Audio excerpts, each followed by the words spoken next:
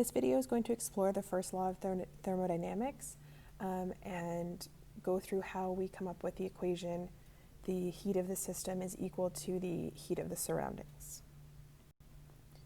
So the first law of thermodynamics states that energy cannot be created or destroyed, only converted from one form to another.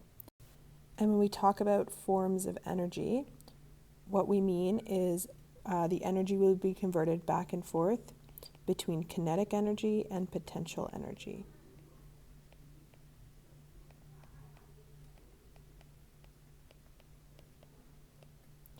Kinetic energy is energy of motion, and we measure that as temperature. Potential energy is energy stored in chemical bonds.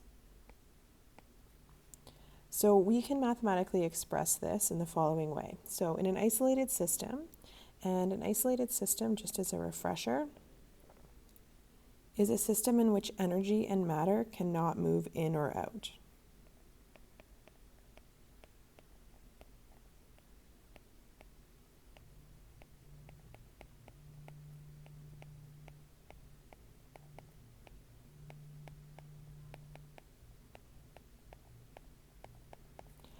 So in an isolated system, the net change in energy is zero.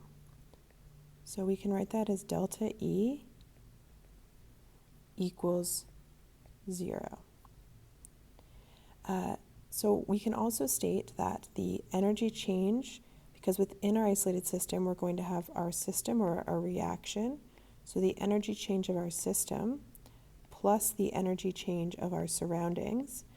So this is all within, let's say, our calorimeter.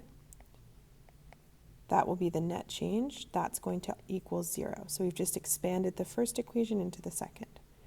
We can then equate these two equations by moving the energy of the surroundings to the other side of the equation. So we're just going to subtract it from both sides. So the change in energy of the system will equal the negative change in energy of the surroundings.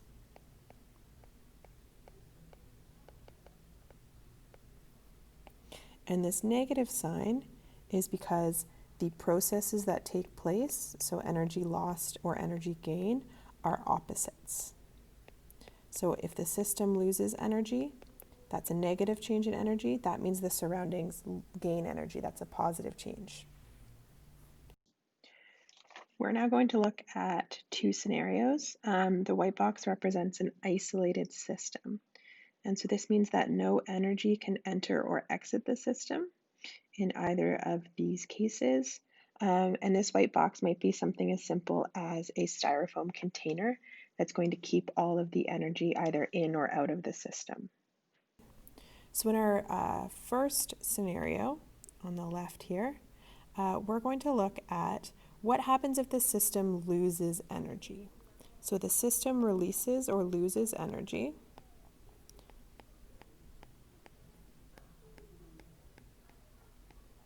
And so energy is going to leave our system and it's going to enter the surroundings.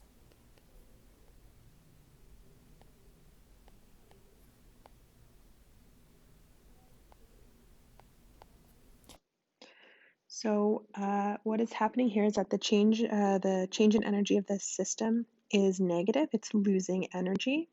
And the change in energy of the surroundings is positive because the surroundings are gaining energy that was lost by the system.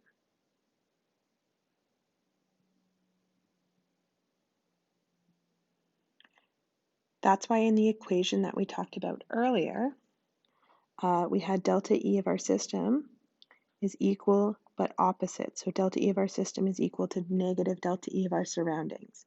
That negative sign accounts for the fact that the energy change processes are opposite. In scenario 2, our system is going to be gaining energy, and that energy is going to come from the surroundings. So we see energy entering our system, originating in the surroundings.